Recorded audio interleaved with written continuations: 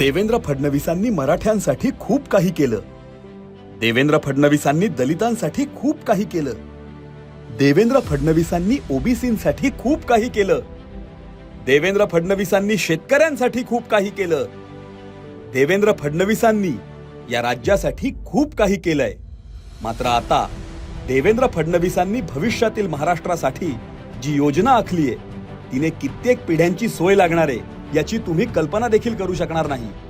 कारण ज्या महाराष्ट्रात देशातील पहिली रेल्वे धावली, ज्या महाराष्ट्रात सर्वप्रथम सुधारणेचे वारे वाहिले, ज्या महाराष्ट्रात मोदीजींच्या आशीर्वादाने आणि देवेंद्रजींच्या प्रयत्नाने देशातील पहिली बुलेट ट्रेन धावणार आहे, त्याच महाराष्ट्रात देशातील पहिला नदीजोड प्रकल्प देवेंद्रजींच्या अथक परिश्रमाने लवकरच पूर्णत्वास येणार आहे.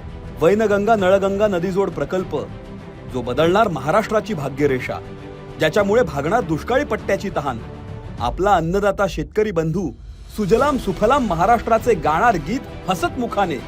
मग कुठलाही हंगाम असो, बळीराजाच्या मुखावर पेरणी करताना प्रश्नचिन्हांचे ढग अवतरणार नाहीत.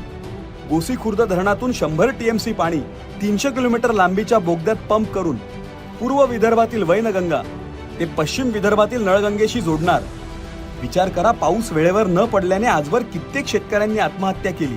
मात्र देवेंद्रजींनी एका निर्णयाने समस्येच्या मुळावर घाव घालून प्रश्नच सोडवला. वैनगंगा नळगंगा हा जो प्रकल्प आहे, गेम चेंजर अशा प्रकारचा हा प्रकल्प महाराष्ट्राकरता ठरणार आहे. सोबतच वॉटर ग्रीड मार्फत मराठवाड्यात नंदनवन फुलवण्याची आखणी देवेंद्रजींनी केली आहे. भविष्यातील युद्ध हे पाण्याच्या समस्येवर होणार आहे. महाराष्ट्राचे सुदैव की देवेंद्रजींच्या रूपाने एक दूरदर्शी आणि द्रष्टे नेतृत्व महाराष्ट्राला लाभले.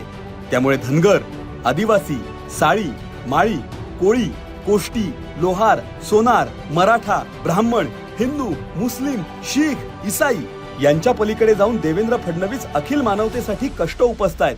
याची जाणीव त्यांचा विनाकारण द्वेष करणाऱ्या प्रत्येकाला केव्हा ना केव्हा होईलच, यात शंकाच नाही.